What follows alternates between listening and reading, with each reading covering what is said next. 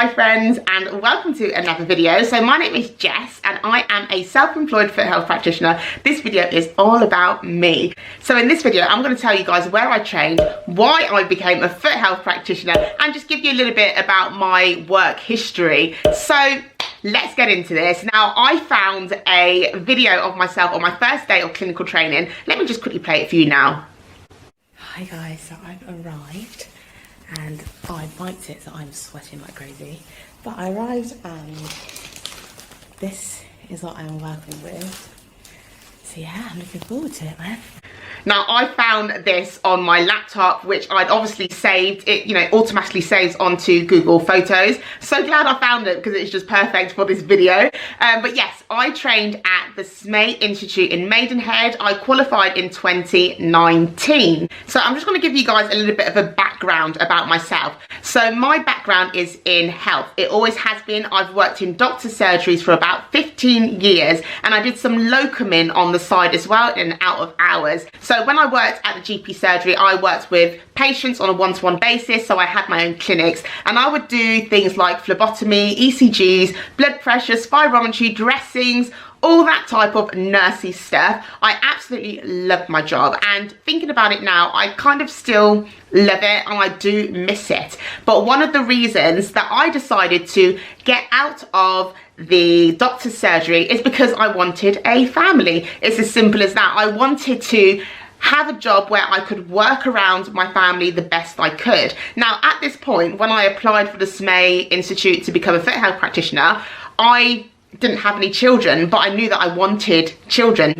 So I'm the type of person that likes to think ahead. I think ahead like 10 years, like I plan. I'm a bit OTT, but that's what I do. So I knew that I was gonna have children. So I needed to set myself up so that when I did have children, I would have something to fall back on. And foot health was one of them.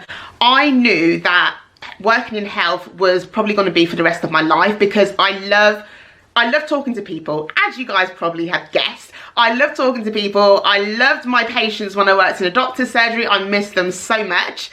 So I knew that this was a good move because I could work around my family and I'm still doing a job that I love, caring for people. So how I got into this foot health practitioner, because I didn't really know much about it. Let me just quickly tell you guys that I started off as a receptionist at the doctor's surgery. They kind of believed in me, and then they trained me up to be a healthcare assistant. I then went on to study at college for a year for health and social care diploma, level 3. Once I did that, I decided to move on to a different surgery because the surgery that I was with ended up merging with another practice that I wasn't particularly happy with. So I ended up moving to a completely different doctor's surgery, and I worked there full-time as a healthcare assistant. Now, while I was there, I kind of felt like I still didn't know enough theory. I knew how to do stuff. I knew how to, you know, change a dressing, take blood and do blood pressures and stuff like that, but I still didn't feel like it was enough. So I ended up enrolling into university and I studied to be an assistant practitioner. I did that for 2 years at uni, but the thing with that is that once I went back to work, they didn't recognise it. They didn't recognise it in a doctor's surgery. I didn't get a pay rise. It was just not acknowledged, and I kind of felt a little bit disheartened about it. So I know that I got quite unhappy in my job. So that's why I ended up going down this route as a foot health practitioner. Now, how I ended up finding out about it was a friend of mine. One of them was a lady who was training with me to be an assistant practitioner. Oh, sorry about the light, guys.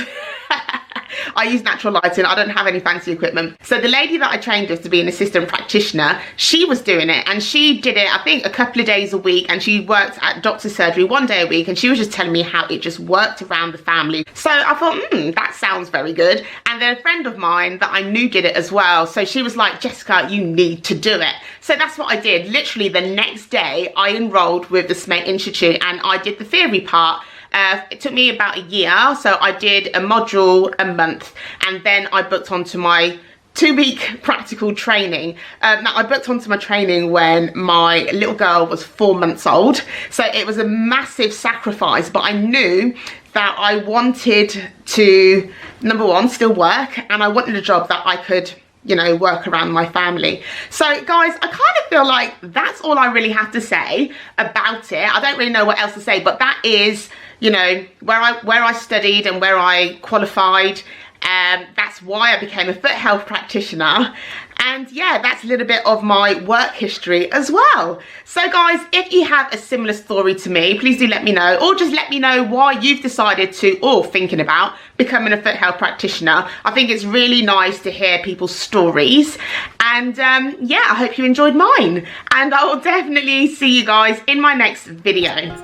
Bye.